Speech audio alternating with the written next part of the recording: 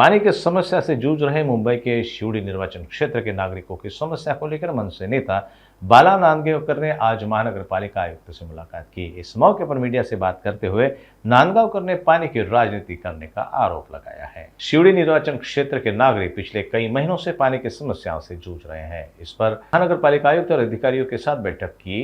इस बैठक में उन्होंने शिवड़ी के नागरिकों की समस्या को लेकर चर्चा की। साथ ही पानी की समस्या जल्द से जल्द सुलझाने की मांग बाला नांदगांवकर ने की। इस मौके पर मीडिया से बात करते हुए उन्होंने कहा कि हमारी चर्चा हुई, लेकिन कुछ लोग पानी का राजनीतिकरण कर रहे हैं, जो गलत है, क्योंकि लोगों को काफी परेशानी हो रही है। मुंबई महानगरपालिकेचे उपजल अभियंता सन्मानित खिलारे साहेब आणि सन्माननीय ज्या विभागाचे येईल सकपाळे दोघे होते, बाकी सगळे अधिकारी वर्ग होते आणि त्यांना वास्तव काय चालले त्याची कल्पना पूर्णपणे दिली आणि ते वास्तव पाहिल्यानंतर त्यांच्या लक्षात आलं की आपले अधिकारी खालच्या लेवलवरती पाण्याच्या आटे सोडण्यामध्ये कमी पडत आहेत। पॉलिटिकल लोक त्याचा गैरफायदा घेतात आणि त्याच्यामुळे ती जी वेळ असते त्या वेळेला मुद्दाम आटे सोडत नाही।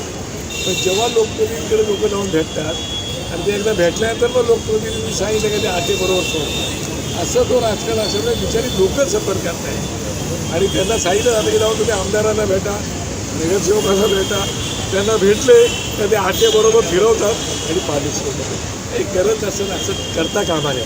आणि मी राजकारणामध्ये गेले 40-45 वर्ष माझ्या आयुष्यात असं कधीच केलं नाही। लोकांना पाण्यासाठी वडवून ठेवावं लागलेलं आहे आणि म्हणून त्यांना मी आता कल्पना दिली की जेवढे आटे सोडणारे लोक आहेत त्यांचा झोन किती वाजताचा झोन आहे, आटे सोडणारे लोक कोण आहेत त्यांची नावं दिली तर लोक स्वतः जाऊन पाहतील आणि त्याप्रमाणे ते आटे सोडतात की नाही सोडतात, कोणाच्या दबावाखाली सोडतायत का, असं लोकांचा आता आरोप तिकडे होता। त्यामुळे ती यादी देत आहे आणि खिलाऱ्यांनी 4 दिवसामध्ये संपूर्ण शिवडी मतदारसंघाचा पाण्याचा प्रॉब्लेम सोडवण्याचा आम्ही प्रामाणिकपणे प्रयत्न करू, असं त्यांनी या ठिकाणी आम्हाला आश्वासन दिलेलं आहे।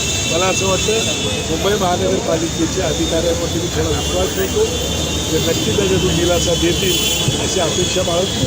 तर आता पाऊस पडतो, सगळं पाणी आहे, सगळं आहे, तो पाणी काय आहे हा प्रश्न आहे। तर 4 दिवसांची मुदत त्यांना दिलेली आहे, त्यांनीच मागून घेतलेली मुदत आहे, त्याच्यातून विषय संपेल अशी माझी अपेक्षा आहे।